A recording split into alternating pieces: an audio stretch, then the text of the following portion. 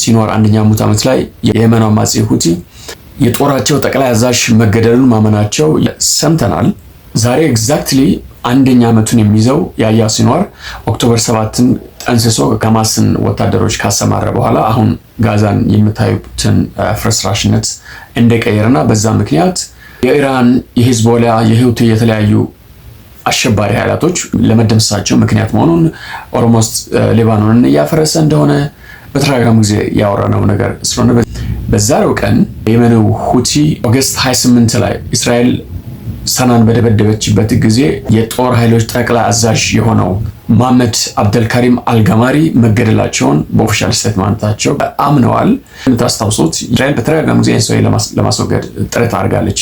የመጀመሪያው ጥቃት ሳና ላይ ቆስሎ እንዳመለጠና ከዛ በኋላ ታክሞ ወደ ስራ እንደተመለሰ፣ ነገር ግን ኦገስት 28 ላይ ሁቲ መሪዎች ተሰባስበው ባሉበት ሰዓት እስራኤል ጥቃት ፈጽማ አልጋማሪን መግደሏን እስራኤል ምንጮች ተናግረው እኛም ይህንን ጉዳይ መዘገባችን ይታወሳል። ነገር ግን እነዚህ እኮ በጣም ነው የሚገርሙት። ኦፊሻል የሆነ የአልጋማሪ መግለጫ ተብሎ በጽሁፍ ተነቦ በየመን ቴሌቪዥን ላይ አልጋማሪ በሕይወት መኖሩን በስብሰባ ላይ እንዳልተገኘ ጦሩን እየመራ መሆኑን የሚገልጽ በአልጋማሪ ስም እየተነበበ ይታወሳል። ይሄ ታቂያ የሚባለው ነገር ለጠላት ትዋሻለህ፣ ከዛ በኋላ የሚጠበቅብህን ነገር ተመልሰህ ታደርጋለህ።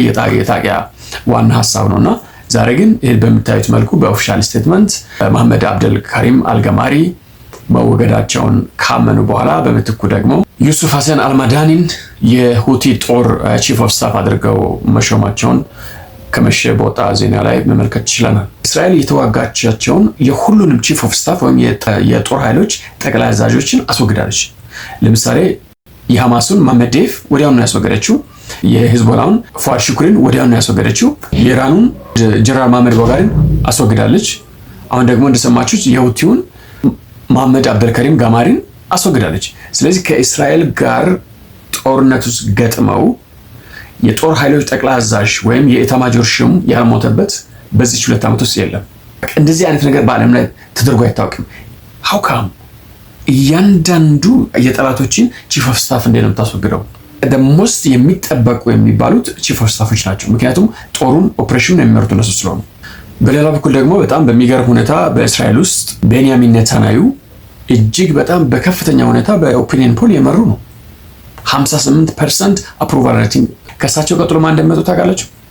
ናፍታሊ ቤኔት የቀድሞ ጠቅላይ ሚኒስትር የነበሩ፣ በኔታንያሁ ጊዜ ደግሞ ምናልባት የእስራኤል ፖለቲካ የምትከታተሉ ሰዎች ታውቃላችሁ፣ ኤጁኬሽን ሚኒስትር የነበሩ በጣም ኮንዘርቫቲቭ የሆኑ ሰው ናቸው። ስለዚህ የእስራኤል ፖፑሌሽን ወደ ኮንዘርቫቲቪዝም እያመራ ነው ማለት ነው። this is very good sign። ሊበራሎችና የሊበራል አቀንቃዮች እየተመቱ ነው ማለት ነው። ናፍታሊ ቤኔት 22%፣ ገዲ ስከኖት የእስራኤል ጠቅላይ ኤታማዦር ሹም የነበሩ ልጃቸውን በዚህ ጦርነት ያጡ፣ አሁን ደግሞ በፖለቲካ ውስጥ የገቡ ጀነራል ናቸው። አሁን 11% ሰማው ኮንዘርቫቲቭ የሆኑ ፖለቲሻን ናቸው እና ከሚሊተሪ ውስጥ ወደ ፖለቲካ የገቡ ናቸው። ከዛ በኋላ ያው ኮንዘርቫቲቭ ቢሆንም ኔታንያሁ ባለው ጥላቻ ምክንያት የሰከረ አቪግዶር ሊበርማን ኔታንያሁ ውጭ ጉዳይ ሚኒስትር የነበር ሰው ነው። አሁን ግን አእምሮ በሙሉ በጥላቻ ታውሮ ነው ያለው። ፖፑላሪቲው የወረደ አሁን 4%፣ ያሪር ላፒድ 4%። የኔታንያሁ ቺፍ ኦፍ ስታፍ የእስራኤል ጦር ጠቅላይ ኤታማዦር ሹም የነበሩት ከዛ በኋላ ደግሞ በተቃዋሚ ፓርቲ ሆነው ከኔታንያሁ ጋር የጦርነቱን ለመምራት በተቋቋመ ካቢኔ ውስጥ ተካተው ከዮአቭ ጋላንት ጋር ከባይደን ጋር ሆኖ ሴራ ሲያሰሩ የነበሩት ቤኒ ጋንስ 1%። ህዝቡ አሁን ከተጨማለቀ የሊበራል አብዮተኝነት ተላቆ ወደ ቀኝ እየሄደ ነው ማለት ነው። እስራኤል ወደ ቀኝ እየሄደ ነው ማለት የመዳኛው ጊዜ የደረሰ ነው ማለት ነው። እስራኤል እስከዛሬ የገደላትና ለዚህ ዓለምም ብጥብጥ መሰረት የሆኑ የእስራኤል ሊበራሎች ናቸው። እነዚህ ሊበራሎች አሁን ወደ ቀልባቸው የተመለሱ ነው። እስራኤል ኮንዘርቫቲቭ የሆነች ቀን የማንም ዱቀት አሸባሪ እዛ አካባቢ አይፈነጭም። እዛ ብቻ ሳይሆን ዓለም ላይ አይፈነጭም። ምክንያቱም እነሱ ናቸው የሊበራሉን ዓለምም እየዘወሩ ያሉት። የነሱ ቢሊዮነሮች ናቸው ይሄ ሊበራል ዓለም አክራሪ እስላምን ሰልፍ እያስወጡ ፍሪ ፓለስታይን ያዝባሉ የሚሉት እነማን ናቸው? ጆርጅ ሶሮስ አይደሉ?